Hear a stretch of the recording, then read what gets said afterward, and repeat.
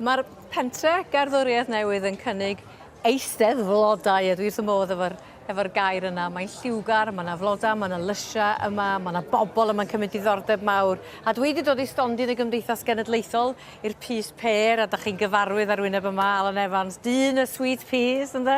Diolch yn iawn chi am y geiriau caredig. Na, da chi'n arbenigwr, a mae yna stondin gwerthu gweld yma. Fel y gwelwch chi, da ni wedi bod yn brysur iawn yn hel wahanol fatha o Pys Pêr i ddangos i'r cyhoedd eleni. A mae gennym ni'r hen ffasiwn yn fama, a mae gennym ni beth da ni'n alw Spencers yn fama, sydd dipyn bach mwy. A mae gennym ni rhywbeth reit newydd lenni, species di hini, a mae hynna rhywbeth mae'r cyhoedd wedi bod yn dangos diddordeb yn nhw. A fel y gwelwch chi, mae yna wledd i'r llygad yma, wrth gwrs. Ag i'r ffroena hefyd, ynddo? Yn union, mae pob, sy'n ni'n cael pint am bob ffroen, sa'n werth yn ffortiwn. Os gyda chi ffefryn? Amal un, dwi'n meddwl, Valerie Harrod yn y top. Hon fan hyn? Y pink yn y gornel y fanna. Ar y top, ar y brig y fanna, mae gennym ni Jimmy Shand.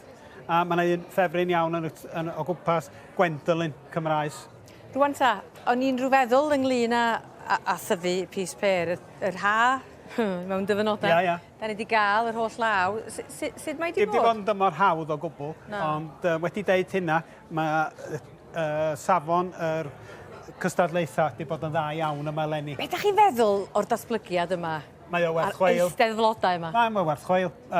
Mae o'n newydd, mae fwy o bobl wedi bod yma, a mae pobl yn deitha ni bod nhw'n mwynhau be maen nhw'n weld. Be maen nhw'n licio ta am y newid? Y lleoliad a'r wahanol lefydd maen nhw'n medru mynd i, a yr arbenigedd sydd ar gael yma hefyd, dych chi'n Rwan ta, di hyn ddim yn beth iarth i Alan, ond mae yna gerdyn coch wedi dod fan hyn. Be di'r dosbarth yma? Dosbarth Celebration Class maen nhw'n galw hwn yn Saesneg, a mae o'n golygu bod rhaid chi gael fas neu caw o Pys Pêr, wahanol liwiau, ac bwlan cymysg o Pys Pêr.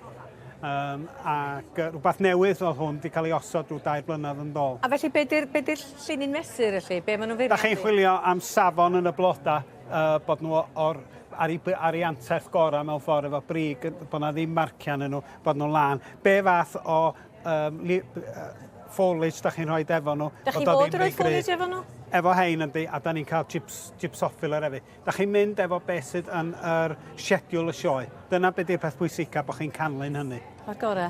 A mae yna rei newydd yn dod o hyd ag o hyd? Mae gennym ni rei newydd lenni. Dwi wedi tyfu Tom Atherton, Pys Pêr newydd eleni, a wnaethon ni ennill y Manchester efo hwnnw. A da ni wedi trio... Tom Atherton? Ia, enw un boi oedd yn tyfu lot o Pys Pêr, ac oedd wrth i fodd yn gwneud hynny. Os na un Alan Evans? Na, gwes dim eto. Wel, mae rhaid ni wneud rhywbeth am hynny. Ond mae yna lot o ladies yn fan hyn, ysgau ddeud, mewn dosbarth arall lle da chi wedi dod i'r brig ac wedi cael, wel, y fedal. Do, Pinnacle, di cael cynta yn y fas 6 cawg yma fama lle, ac i gael award Sweet Pea Society hefyd.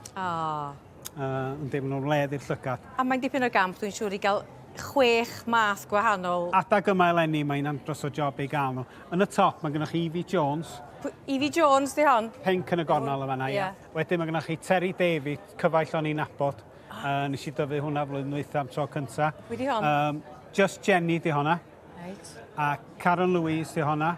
Karen Louise? Ie. You're great. Mae'n enw a dan nhw. Gilly. A ffefryn Cymru, Gwendolyn. Pam bod Gwendolyn yn gymaint o ffefryn ta? Mae'n o hyd yn tyfu'n dda, mae'n gry a mae'n hawdd i thyfu. Cymraes dda? Dod ar y brig bob tro. Dim os beth i'r tywydd? Na, dim Mae'n o reit. Wel, unwaith eto, Alan, llongyfarchiadau mawr i chi. Diolch o galon i chi. Dim modd wedi gael sgwrs efo chi bob blwyddyn. Mae rai mi ddechrau tyfu Pys Pêr. Rhawn ni bamfflet i chi wneud. Cota.